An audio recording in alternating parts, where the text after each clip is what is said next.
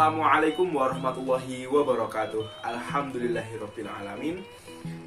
Teman-teman semuanya, pada video kali ini kita masih senantiasa diberikan oleh Allah Subhanahu wa taala kesempatan, kenikmatan dan juga waktu luang. Pada video kali ini kita semua akan bersama-sama coba membahas 4 kaidah fikih al-ghalabiyah. Baik, langsung saja kaidah yang pertama. Kaidah yang pertama, idza ijtama'al halalu wal haramu ghulibal haram. Apabila bertemu yang halal dengan yang haram, maka yang dimenangkan adalah yang haram. Contohnya adalah saat kita berburu di daerah pegunungan. Misalkan saat itu kita sedang berburu hewan rusa. Ketika kita memanah rusa dari kejauhan, ternyata anak panah kita mengenai tubuh rusa tersebut. Namun setelah kita lihat, ternyata rusa tersebut masih bisa lari meskipun dengan terpincang-pincang. Nah, setelah kita kejar, rusa tersebut sempat menghilang, tertutup oleh perbukitan. Kemudian setelah kita coba mencari ke sana dan kemari, akhirnya kita menemukan rusa yang tertancap padanya anak panah kita. Nah, tetapi kita tidak tahu bagaimana sebetulnya proses kematian rusa tersebut. Apakah rusa tersebut mati benar-benar karena anak panah kita, ataukah rusa tersebut tergelincir dari atas sebuah perbukitan atau pegunungan. Nah, oleh karena itu, di sini ada 2 hal yang bertemu, yaitu yang pertama, daging rusa tersebut halal dikonsumsi karena itu rusa tersebut mati karena anak panah kita, ataupun yang kedua, daging rusa tersebut haram karena mungkin saja rusa tersebut matinya bukan karena anak panah kita, melainkan karena tergelincir atau terpeleset dari pegunungan tersebut. Nah, oleh karena itu, ketika ada 2 hal ini, 2 perbedaan ini, maka yang dimenangkan adalah yang haram. Jadi kita meyakini yang haram, meyakini bahwa daging rusa tersebut adalah haram dikonsumsi karena mungkin saja rusa tersebut mati bukan karena anak panah, melainkan karena tergelincir. Ya, jadi ini salah satu bentuk sikap kehati-hatian kita sebagai umat muslim, agar nantinya apa yang kita konsumsi itu tidak tercampur dengan barang-barang yang haram. Nah, ini juga salah satu bentuk sikap kita sebagai umat Islam untuk bersikap wara' atau berhati-hati. Kemudian kaidah yang kedua, tasarruful imam ala ra'iyyati manutun bil maslahah, yang artinya tindakan atau kebijakan seorang imam atas rakyatnya harus dikaitkan dengan sebuah kemaslahatan. Contohnya agar mudah dipahami, ketika ada seorang presiden, terdapat seorang presiden menghadapi sebuah problem di negaranya, yaitu wabah pandemi COVID-19. Nah, ketika terjadi COVID-19 tersebut, ternyata di beberapa wilayah di negara tersebut banyak sekali rakyat-rakyatnya yang mengalami masalah ekonomi, mulai dari ada yang di PHK, ada yang kesulitan membeli barang kebutuhan pokok, barang sembako karena mahalnya harga-harga kebutuhan pangan. Maka sebagai seorang pemimpin dalam membuat kebijakan harus memikirkan kemaslahatan rakyatnya yang sedang mengalami tadi banyaknya kondisi kesulitan. Kita harus memikirkan sebagai pemimpin bagaimana mensejahterakan rakyat, bisa mengangkat beban-beban rakyat kita. Maka bisa seorang presiden tersebut mengambil keputusan, yaitu membuka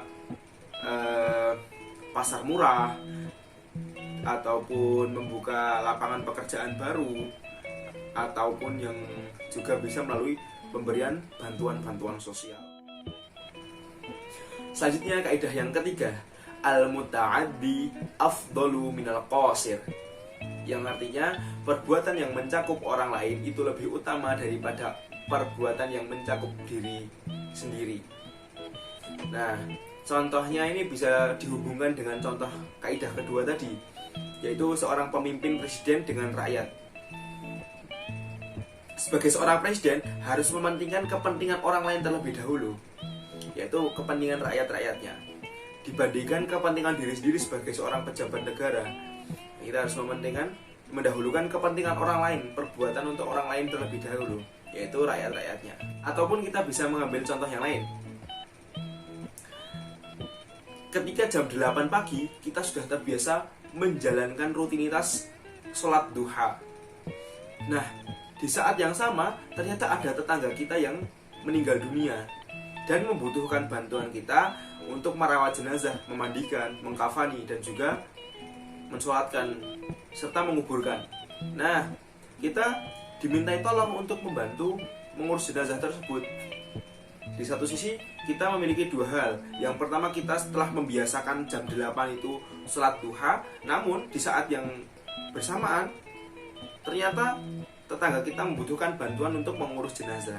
Berdasarkan kaidah ini, maka kita dianjurkan untuk mendahulukan, untuk menolong tetangga yang membutuhkan pertolongan merawat jenazah dibandingkan melaksanakan sholat duha itu tadi. Karena selain menolong tetangga itu merupakan ajaran Nabi, namun juga ini menyangkut kepentingan orang lain. Sedangkan sholat duha itu hanya untuk kepentingan diri kita pribadi. Jadi ibadah sosial itu yang ini di sini lebih diutamakan. Adapun Rasulullah pernah bersabda dalam sebuah hadisnya bahwa ibadah sosial itu lebih utama dibandingkan orang-orang yang rajin sholat sunnah. Kaidah yang keempat, al-aslu fil muamalati al-ibahah hatta yadulud dalilu ala tahrim. Pada dasarnya semua hal dalam segala bentuk transaksi ataupun muamalah itu adalah diperbolehkan, terkecuali jika ada dalil yang melarangnya atau mengharamkannya. Contohnya, dalam kita membeli obat-obatan di apotek itu diperbolehkan. Tetapi ketika kita membeli obat-obatan terlarang seperti pil koplo, ekstasi, dan juga sabu-sabu, maka jual beli yang tadinya halal berubah menjadi haram. Karena barang yang diperjualbelikan tadi merupakan barang yang mengandung sifat-sifat khomer yang bisa memabukkan, bikin ngefly, dan menghilangkan akal.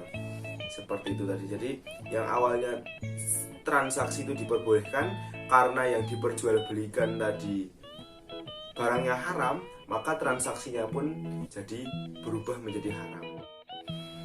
Nah teman-teman, itu tadi 4 kaidah fikih al-ghalabiyah. Semoga dapat kita pahami bersama-sama. Tadi ada yang pertama, idza ijtama'al halal wal haram ghulibal haram. Yang kedua, tasarruful imam 'ala ar-ra'iyati manutun bil maslahah. Yang ketiga, al-muta'addi afdalu minal qasir. Dan yang terakhir, yang keempat, al-aslu fil muamalati al-ibahah hatta yadulud dalilu ala tahrim. Semoga dapat dipahami bersama-sama, semoga bermanfaat untuk kita semuanya. Dan terakhir, sebagai penutup, saya mohon maaf yang sebesar-besarnya apabila terdapat kesalahan kata maupun perbuatan yang tidak berkenan di hati penonton semuanya. Semoga bermanfaat. Barakallahu li wa lakum. Assalamualaikum warahmatullahi wabarakatuh.